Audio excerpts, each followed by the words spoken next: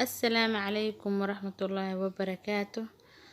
أصحاب تقالي قلبي قاعد يقتالين وولاشين أمي معاد وإن له لاقة سبسكرايبك شيرك يا لقى بقيلين.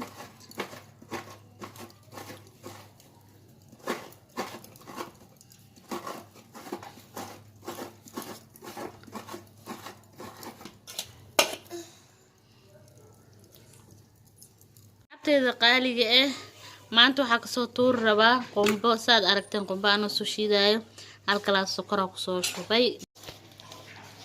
asxaabteeda qaaliga sokorta dabkaa soo saaray inay dhalaashaa rabaa saana u jibinaa inay iska dhigtaa diidaya. qumbaha waa 2 xabo qofkii rabo wuu saan u hoolo karaa, qofkii helaya soo originaalna suuqa kusoo gada karaa. aniga kanaan ku haystaa originaalka kan oo waxaan ku haystaa caadiga asxaabteeda qaaliga waa kana tartiib u soo dhalaaloosa. waa u jeedin sokorta waxaas dhan kuuskuuska waxa la rabaa inay ka baaba'do. dabkana waa inaa u gaabisid baasha dab dheer hadaa ku shid ciyoob sokorta way kaa gubanaysaa, way kaa halaabaysaa.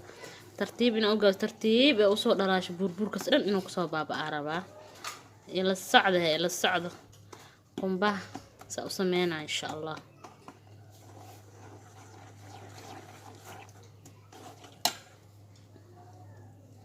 موجودين سأوصف فيها ترتيب موجودة بحر أو دمان وياه.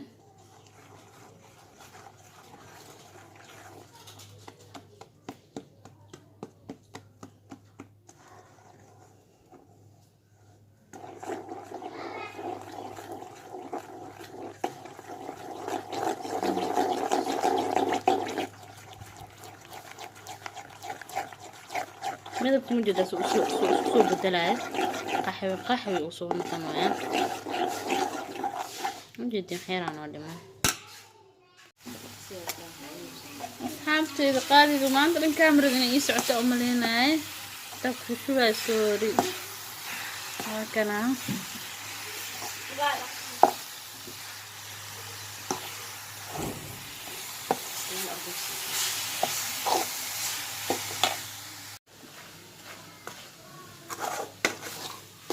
أصحابتي بقالي ما شاء الله عرفت إن بعادي ما أنا أقولها يا درس كذا أنا أقولها صوبي حرام حتى مين وسوي من عادي عمو إنسان وسو عارفه.